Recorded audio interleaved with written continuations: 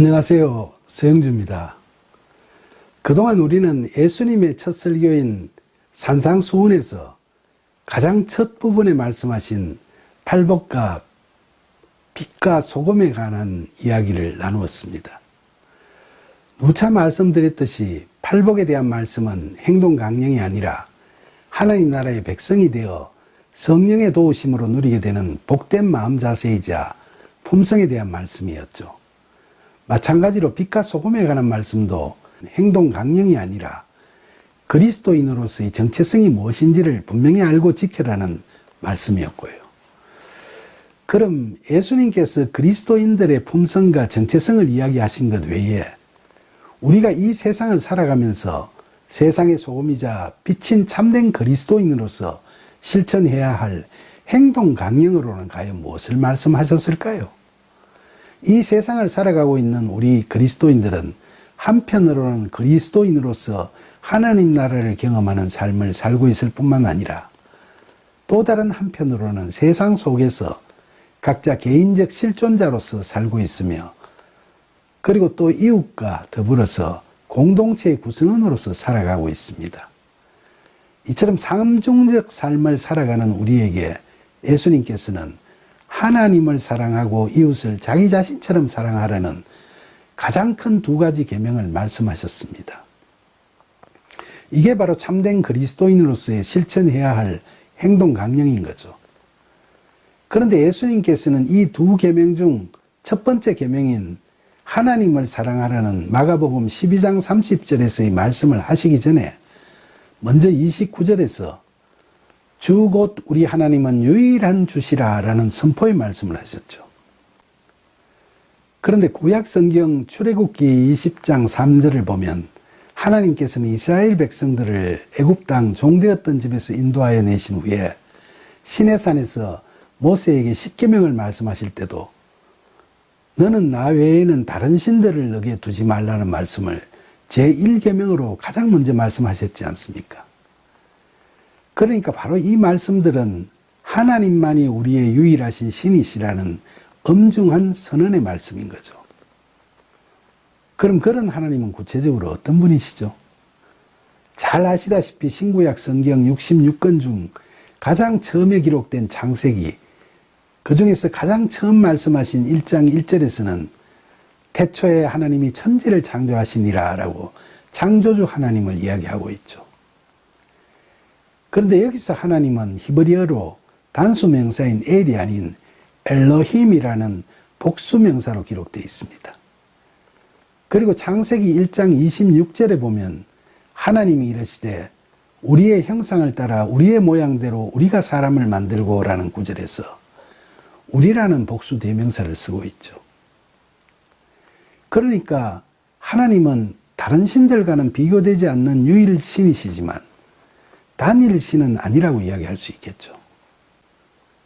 여기서 성부, 성자, 성령 세 분 하나님은 위격이 각각 완전한 하나님이시고 고유의 역할과 사역이 있지만 본체상으로는 하나의 하나님이시라는 삼위일체론이 생겨날 수 있었던 것 같아요. 그러나 솔직히 말씀드리면 하나님은 우리의 지식으로 완전히 이해하고 우리의 언어 구사력으로 완벽하게 표현할 수 있는 그런 분이 아니라고 생각합니다. 하나님은 우리의 이성과 지성으로 인식할 때 가장 합리적이신 존재보다도 더 합리적이실 뿐만 아니라 우리의 마음으로 그려볼 수 있는 가장 참된 사랑과 도덕심을 지니신 존재 그 이상이라고 하겠습니다. 이사야 55장 8절과 9절에서 선지자 이사야는 여호와 하나님께서 내 생각이 너희의 생각과 다르며 내 길이 너희의 길과 다름이니라. 이는 하늘이 땅보다 높음같이 내 길이 너희의 길보다 높으며 내 생각은 너희의 생각보다 높음이니라 라고 말씀하신 것을 전하고 있습니다.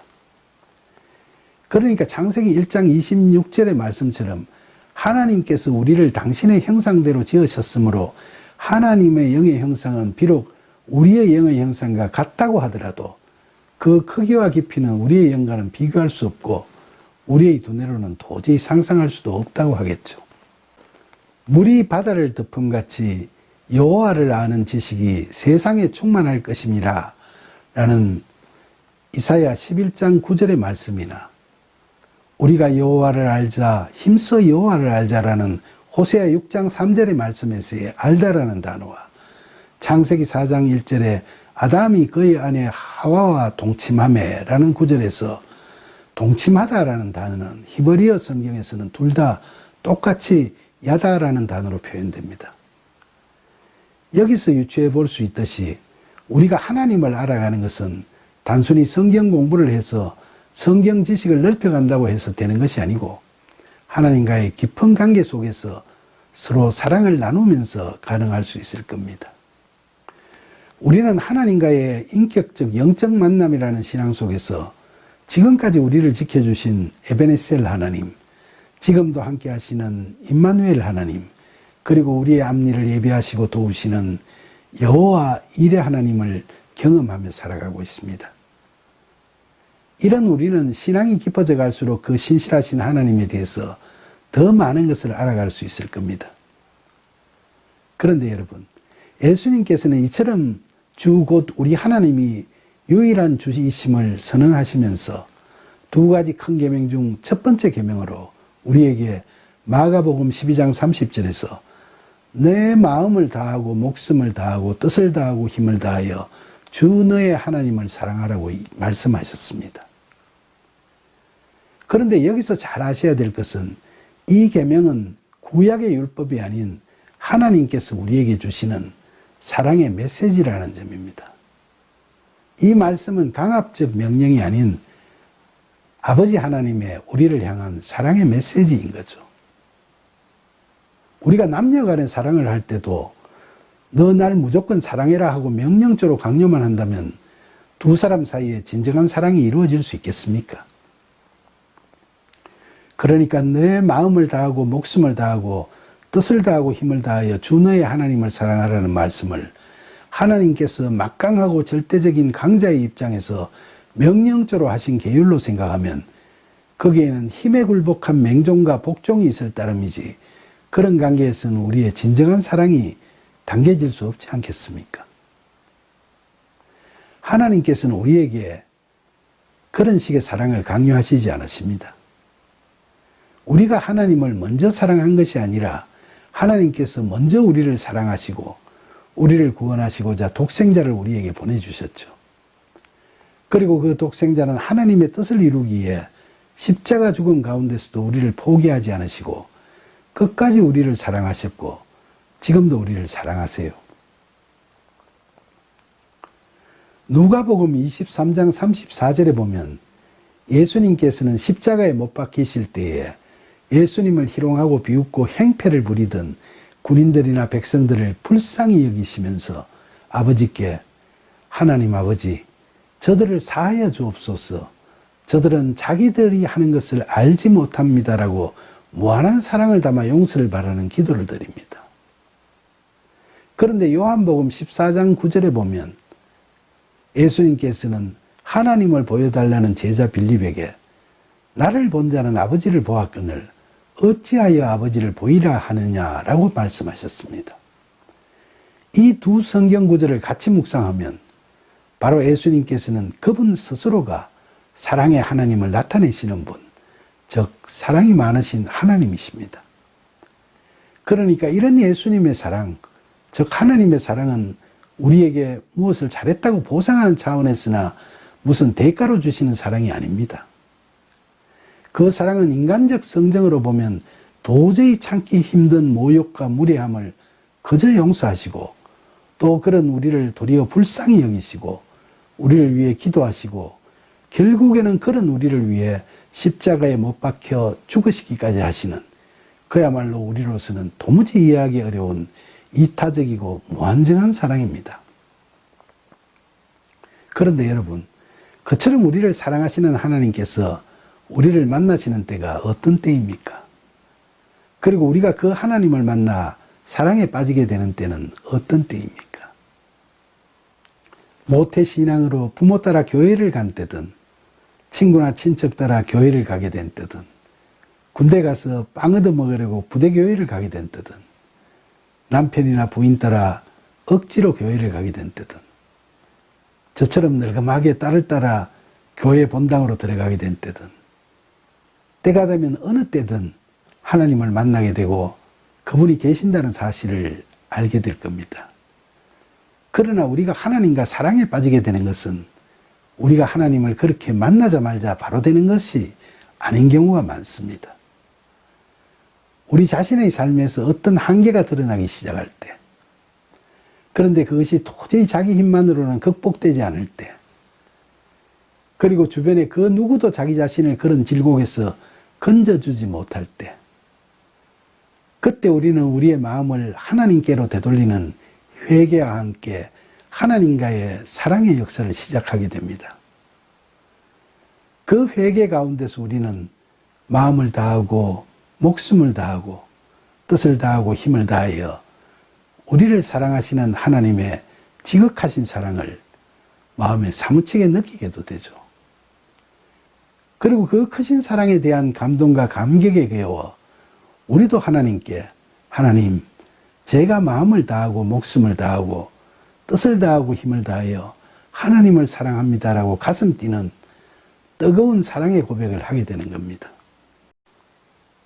그러니까 예수님께서는 하나님을 사랑하라, 이것이 제일 계명이다라고 우리에게 말씀하셨지만 실제로 하나님과의 진솔한 사랑은 일방적 지시 내지 명령에 의해 시작되는 것이 아니라 서로가 정말로 좋아서 그렇게 시작되는 거죠. 이처럼 하나님의 우리에 대한 사랑은 예전이나 지금이나 또 앞으로도 영원토록 변함없는 사랑입니다. 그러나 우리는 세상 속에서 실존자로서 또 공동체의 일원으로서 경쟁하며 살아가야만 하는 연약하기도 하고 이기적이기도 한 세상 사람이기 때문에 우리의 하나님께 대한 사랑은 한순간 불같이 타오르다가도 순식간에 식어버리기가 일쑤입니다. 그렇게 큰소리치던 베드로가 예수님께서 잡혀가신 날 밤에 새벽닭이 울기 전에 두려운 마음에 3번이나 나는 예수님을 모른다고 잡아떼던 것처럼 말이죠. 하나님을 사랑하는 믿음이 깊어질수록 우리의 영은 더욱더 풍요로워지겠지만 원초적으로 인간은 세상 속에서 실존자로서 살아가면서 자기 사랑에 집착하고 자기가 중심이 되는 삶으로 돌아가려는 힘이 굉장히 강하게 작용하기 때문에 믿는다고 하면서도 현실을 핑계로 믿음 전의 상태로 쉽게 돌아가 버리곤 합니다. 그리고 또 우리가 하나님을 사랑하는 것과 관련해서 우리의 행태를 되돌아보면서 한번 생각해 볼 필요가 있는 것이 있습니다. 우리가 누구를 사랑할 때는 그 상대에 대한 관심과 배려하는 마음 또한 같이 커지기 마련입니다. 그런데 우리는 하나님께 대해서는 그렇지 못한 경우가 많은 것 같습니다. 하나님을 사랑한다고 말은 하면서도 하나님께서 어떤 심정이실지, 뭘 원하시는지는 깊이 생각하지 않고 그저 하나님을 자기 좋을 대로 이용만 하려 하고 하나님께 자기 욕심대로 이루어 주시기를 바라기만 하는 경우가 많죠. 자기 소망을 이루어 달라고 애걸복걸만 했지 그렇게 자기 생각만 하기에 급급한 우리를 바라보시는 하나님의 심정을 헤아려 볼 생각은 눈꽃만큼도 하지 않는 거죠. 자기가 바라는 게 있으면 하나님을 낮이나 밤이나 할 것 없이 찾고 매달리지만 무엇이 원하는 대로 이루어지면 감사는커녕 받은 것을 누리기에 바쁘기만 하고 말입니다.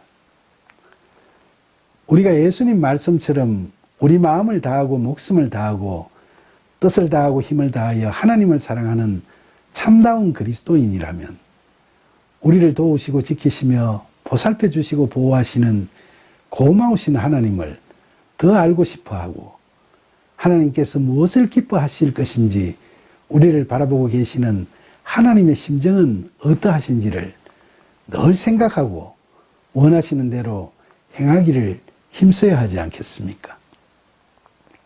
사도 바울이 데살로니가 전서 5장 16절로 18절에서 이야기하듯이 우리를 사랑하시는 하나님의 마음, 즉 그리스도 예수 안에서 우리를 향하신 하나님의 뜻은 바로 항상 기뻐하라, 쉬지 말고 기도하라, 범사에 감사하라는 그 말씀입니다. 우리가 정녕 하나님을 사랑하는 그분의 신실한 자녀라면 우리는 우리를 향하신 하나님의 그 뜻대로 행함을 게을리하지 말고 늘 하나님께서 우리와 함께 하심을 확인하면서 자비로우심과 은혜로우심 속에서 하나님을 사랑하는 참된 자녀로 거듭난 삶을 살아가는 우리의 모습을 하나님께서 보실 수 있도록 애써야 하겠습니다. 우리가 그렇게 할 때 우리를 보시는 하나님께서는 기쁨을 감추지 못하시고 즐거워하실 겁니다. 부디 성령의 도우심을 받아 하나님과 우리를 이어주는 그 은혜로운 사랑의 끈이 혹여라도 끊기지 않도록 늘 기뻐하며 감사하고 기도하는 삶을 살아가는 저와 여러분이 되기를 간절히 소망합니다. 감사합니다.